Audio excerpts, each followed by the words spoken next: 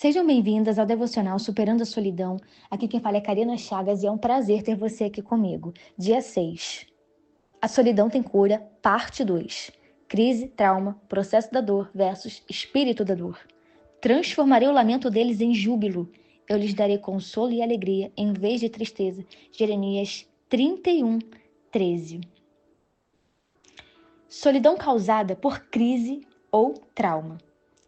Muitas vezes a origem da solidão é um trauma ou uma crise resultante da perda de pessoas queridas, cônjuge, filhos, pais, amigos íntimos, parentes, ou um divórcio, uma separação, um rompimento, uma quebra de relacionamento, um abuso, uma situação que você sofreu na infância, na adolescência, na juventude, um problema que você teve que enfrentar e isso cortou ali a ligação com pessoas.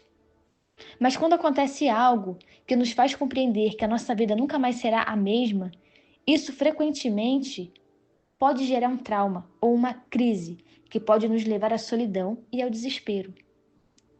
Por sua própria natureza, uma situação crítica e traumática exige que façamos movimentos em uma direção ou em outra, que nos tornemos melhores ou piores, que a superemos ou sejamos subjugadas por elas.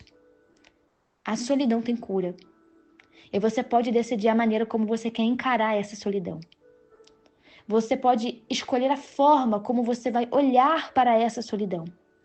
Você vai deixar que essa solidão te domine ou você vai superar, você vai batalhar contra essa solidão que tenta tomar a sua mente, seu coração, suas ações.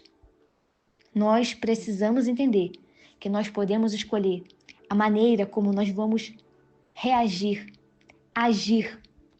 Por mais que você tenha passado por uma crise, por mais que você tenha passado por um trauma, algo muito doloroso que aconteceu na sua vida, que mexeu com a sua estrutura, e a sua sensação é que nada mais será da mesma maneira, que nada mais vai ser tão bom quanto era antes. Não pense nisso.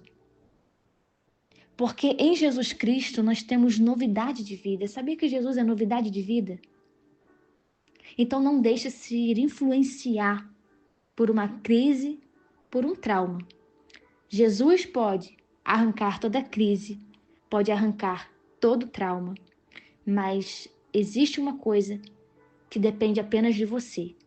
A escolha entre enfrentar a situação com a ajuda do Espírito Santo ou deixar essa situação dominar a sua mente, dominar o seu corpo. Existe uma escolha a ser feita e você precisa se posicionar dentro dessa escolha. Processo da dor versus espírito da dor. A palavra dor refere-se a uma angústia mental profunda que sucede à perda, tristeza. E sofrer significa sentir dor, ou seja, experimentar angústia mental, ser dominado pela tristeza, sentir a perda de alguém, ficar muito angustiado. É importante salientar que o processo da dor é necessário e saudável, tanto mental como emocionalmente e fisicamente.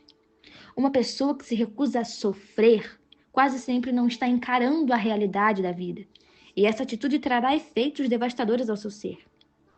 As dores também nos amadurecem. Mas eu preciso que você entenda sobre esse processo de dor que faz parte da vida do ser humano, que por muitas das vezes serve para nos levar a um nível de maturidade em Deus. E você precisa compreender também o espírito da dor. O espírito da dor é uma questão totalmente diferente.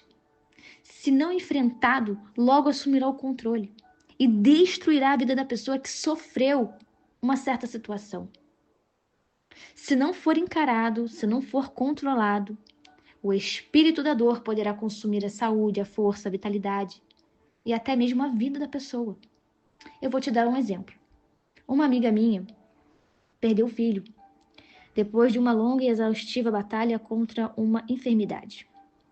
E quando esse garoto foi para a glória, foi para os braços do Senhor, toda a família foi duramente atingida pelo golpe, pela perda, pela dor. Com certeza, eles teriam de passar pelo processo, o processo da dor, o processo natural do ser humano. Entretanto, essa amiga me contou um incidente que revelou o espírito da dor. Revelou o espírito da dor. Olha só isso. E ela disse que certo dia estava lavando roupa e começou a pensar no filho, quando de repente sentiu como se alguma coisa estivesse se envolvendo nela. Era algo sombrio, era algo triste, pesado. E ela se sentiu que ela estava mergulhando naquilo, ela estava entrando naquilo.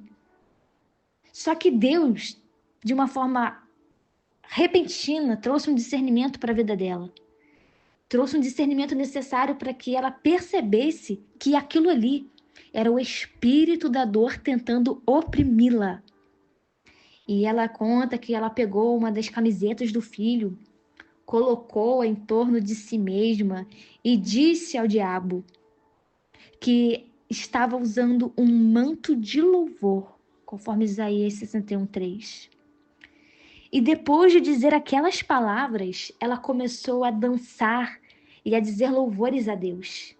Enquanto agia assim, percebeu que a opressão ia embora. Essa mulher podia ter aberto a porta para problemas duradouros, caso não tivesse enfrentado agressivamente aquele espírito de dor opressivo e lidado com ele de forma bastante firme. Olha que coisa mais profunda. Ela identificou que algo estava estranho. Ela sabia do processo da dor, ela sabia que havia uma dor, que aquela dor era existente dentro do coração dela, mas ela percebeu dentro dessa dor uma coisa diferente, uma sensação diferente, algo tentando envolver a mente, o corpo, o coração, algo tentando tomar as ações dela e trazer um esmorecimento, uma opressão, uma tristeza profunda, um lamento profundo, mas ela discerniu que aquilo ali estava errado. Ela discerniu que havia um problema naquela situação, naquele sentimento. Opa, é como se uma luzinha se acendesse. Opa, peraí. Isso está além da dor. Isso está querendo me paralisar. Isso está querendo arruinar o meu dia. Isso está querendo me fazer com que eu me coloque numa situação que eu não posso estar, de decadência total, de um lamento profundo, de uma situação devastadora. Ela teve o discernimento. Peraí, essa sensação aqui tá esquisita. Isso aqui tá passando do limite. Isso aqui não é normal. Ela discerniu. Ela discerniu o que estava acontecendo. Ela discerniu aquele sentimento, porque aquele sentimento estava oprimindo ela. Estava fazendo com que ela ficasse esmorecida, angustiada. Ela teve discernimento, ela sentiu, ela percebeu. E nós precisamos ter discernimento do que está acontecendo. De repente a pessoa está tranquila, com a mente leve, tá normal. Mas do nada essa pessoa fica chateada, triste, o semblante vai caindo e ela vai meio que minguando, sabe? A sensação é que ela fosse minguando assim. Quando você perceber isso em você, quando você perceber que de repente você está se esmorecendo, você está se encolhendo, repreenda em nome de Jesus. Não aceite essa opressão sobre a sua vida. Não aceite esse sentimento opressor sobre você.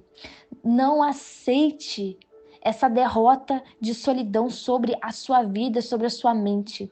Eu digo derrota no sentido de solidão que vem em formato opressor para te jogar numa situação que você não deve estar, que você não deve ficar.